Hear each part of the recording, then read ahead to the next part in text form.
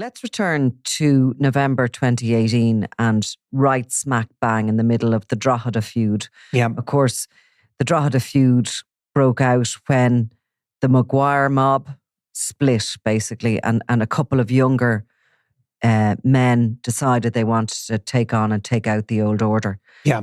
Owen Maguire, the boss of that grouping, joined forces with Cornelius Price. Together, they were intent on keeping control and hold of the market. And the younger crew were supplied and mentored by a guy called Richie Carberry, who was a drug dealer, very entrepreneurial, actually, business-like, guy who sat in the background, and who was a brother-in-law of Robbie Lawler. Yeah.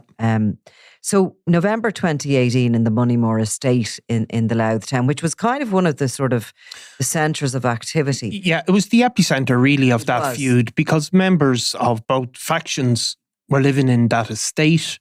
There was a phenomenal amount of arson attacks and like a lot of stuff that doesn't necessarily make the front of the newspapers, but it was just really, really constant. I mean, I can't remember the exact number of arson attacks, but basically petrol bombs being thrown at houses. It was really, really constant. And Drogheda is a big town, but it's still a small place. And a lot of it was focused on this area of Moneymore. And actually at the time, Detective Superintendent Christy Mangan was in charge of that region. He had not long kind of gone in when he realised that the feud, the gang problem was just so massive. And he had spoken about this incident when Aaron Rochford was basically abducted and tortured in a house in the Moneymore estate. And I think Rochford was very lucky to have survived, because the Gardaí kind of burst in. He was at that point in a bath in the house, and Gardaí would believe that, he could have been killed that night.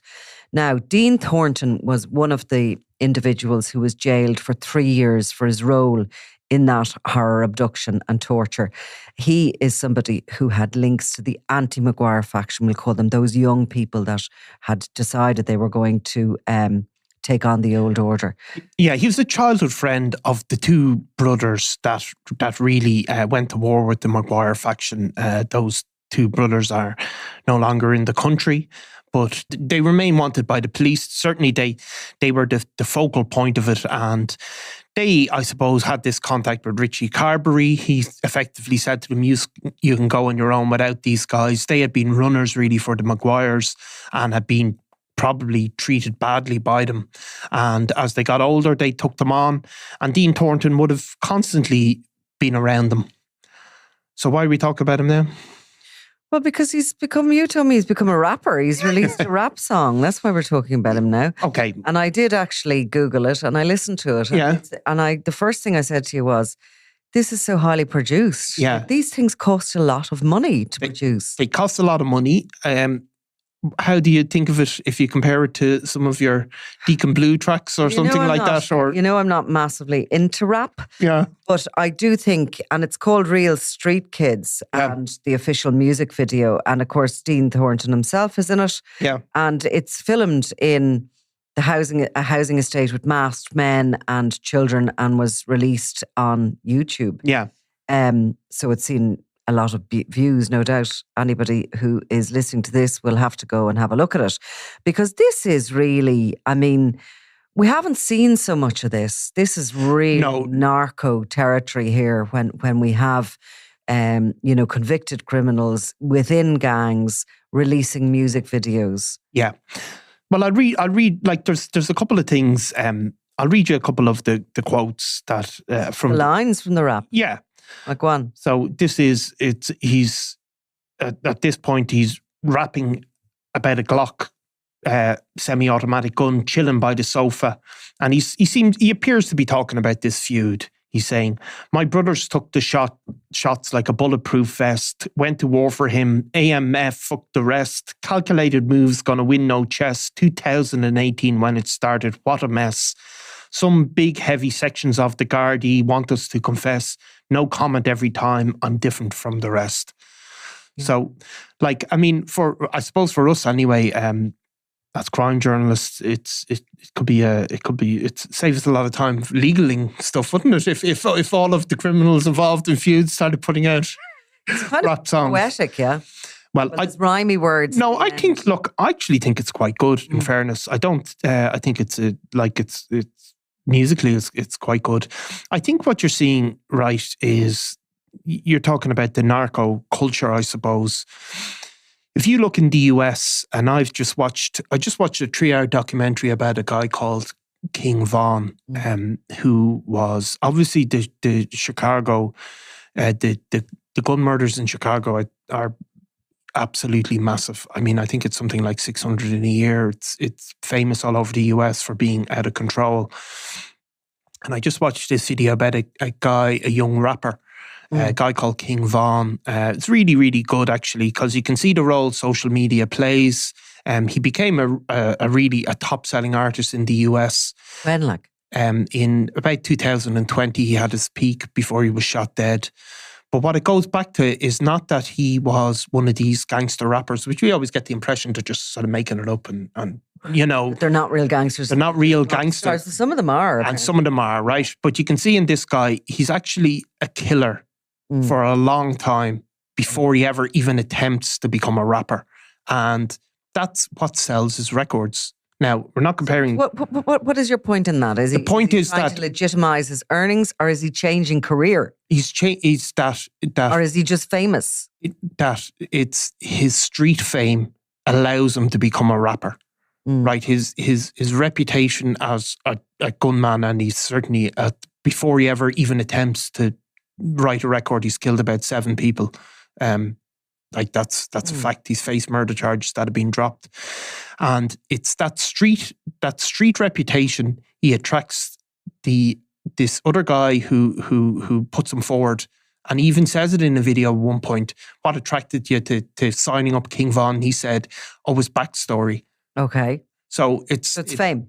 He's famous before he starts to rap. It's like a kind of a... Yeah, and that gives his rap a credibility, and that makes people want to sign him. Now, I'm not obviously comparing Dean Thornton as a whole other level. Because this is what I'm saying. We don't have a culture of this here. I mean, there is a culture of it in the US. And so we had first... amongst the narco gangs. Yeah, but first you had a culture of people sort of, people used to say about various gangster rappers, oh, they just make it up. They're not really involved, and they're just copying other people. But now there's the change in culture in the US where you nearly have to have that backstory before or some of them seem to have that backstory before they get signed. And Dean Thornton clearly has a backstory.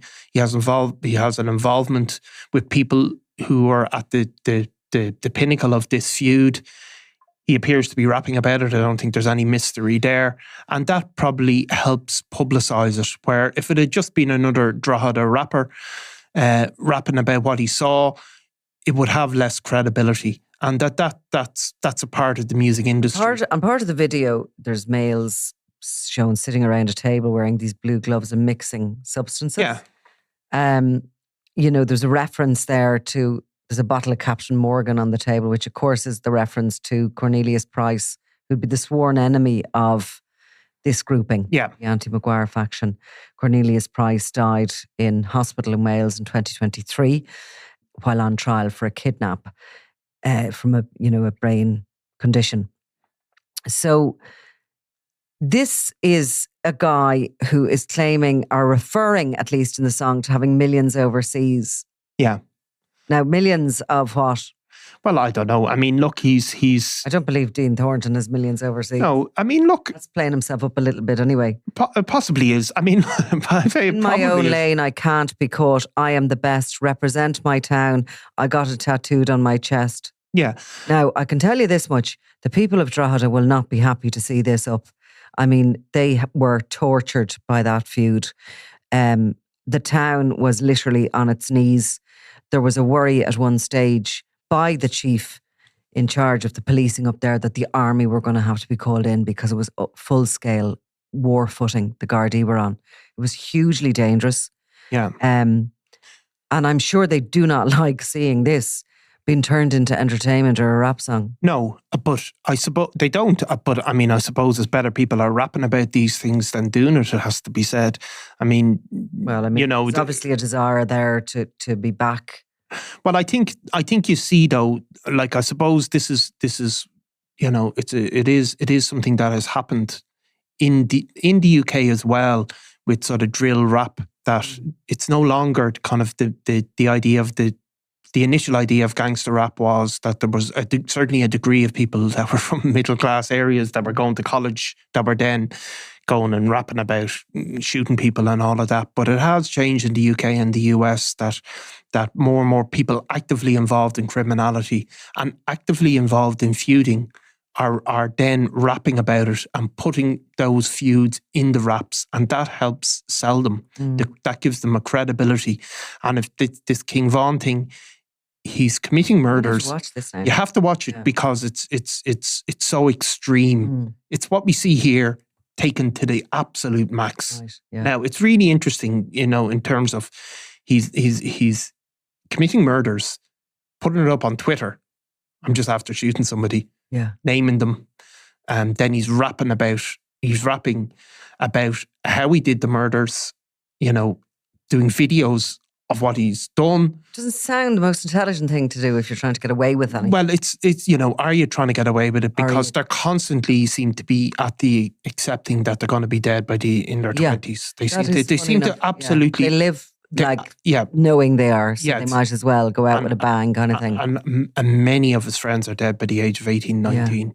So I'm not... Obviously, Dean Thornton is a different case, but this is probably the first case that I can think of that we've had somebody that was at least had a certain profile within a feud. And it's come out now. Yeah, and I think that is something we're going to see. Our pals and the Kinahans released a very high-brow rap song by the artist Jay Spades in the UK before, obviously, they were sanctioned. Yeah. I think it's been removed, all right.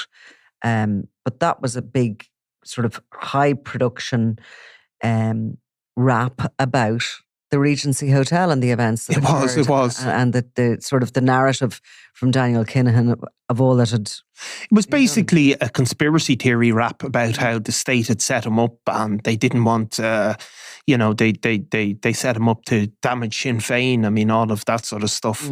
Now you can imagine that somebody... Daniel Kinahan wasn't, in there giving a verse or anything like that. But, the clear suspicion is that it was arranged by them. Why would this guy had an interest in what happened in Dublin otherwise? But again, you see, it's the Daniel Kinahan idea of controlling things behind the scenes, even musically. So music, I suppose it's, social media and music, and it's been a way to you talk about the general culture of Drogheda, and people obviously marched on the streets to reject the violence that was going on, and people came out publicly. There was a number of marches over a period of time, and that's the culture of that town. The culture rejected the violence. There is obviously a subculture within that culture that embraced that violence, that put up social media things all the time, that embraced one gang or the other, and that's a subculture within that culture. And of course that anti-Maguire faction has, you know what I mean, when the dust has settled, Robbie Lawler has been murdered. He's gone out of the picture. Richie Carberry, who had mentored the anti-Maguire faction, has been murdered. Owen Maguire remains in the town, injured for the rest of his days from a shooting he survived that was carried out by Robbie Lawler. Cornelius Price, his... departed the scene, obviously died of natural causes or such, So it does leave that anti-Maguire faction are probably still on their toes, aren't they? As opposed to the Maguire crew. Drug dealing has continued in the town. There's no doubt about that. People are still taking their cocaine at the weekends and during the week and whenever. So there's still a market. There's still those people are still involved in it. But, this is kind of a little bit of a put up to the Maguire faction, maybe, that we're the ones still standing here. We're actually, back on the streets. And of course, the two brothers you talked about that were certainly with Dean Thornton during that torture incident, they're still out there. Yeah. I'm surprised that they have not yet been brought, there's warrants for their arrest. I'm surprised that they are remaining on the run for so long. Yeah, I mean, you would think that in order to live the life they live away from the country, that they have to have remained actively involved in organised criminality. And that, of course... 4 years gone. Yeah, and that, of course, is the suspicion, that rather than retiring and living quietly on an island somewhere, that they've remained involved in organised crime and are therefore maybe just gone a step up. As you said, there certainly is the belief that faction remains heavily involved in the drugs trade, as the Maguire faction as well. And they're young. I mean, Paul Crosby, who is another member of that grouping, who is serving a 10-year sentence for his role in the murder of Cian Mulready Woods. Yeah. He's going to finish his sentence and still be a young man. I think he's only in his late 20s. And he was another guy who particularly seemed to revel in using social media to push forward certain narratives, and recklessly, as you said. I mean, these weren't particularly disguised social media posts, but so it's part of the change of culture again that we see. Anyway, for what it's worth, we'll have a little listen to some of this song before we knock off. Thanks, Nicola. 12 gauge lock, got a chillin' by the sofa. 125, got a cooking up in soda. Sue Blue Jay, do the whip, no Skoda. Cook up a storm, show me where the dough. Full boy, full walls, where the femi flower. Best in this country, give me time, gonna show that. Picked up a 12 gauge shot, you gonna blow that. Real street kid. I'm Nicola Tallant, and you're watching Crime World, a podcast about criminals, drugs, and the underworld in Ireland and across the globe. Make sure you subscribe to our channel and turn on notifications so you can be the first to watch all our latest episodes. You can also listen wherever you get your podcasts.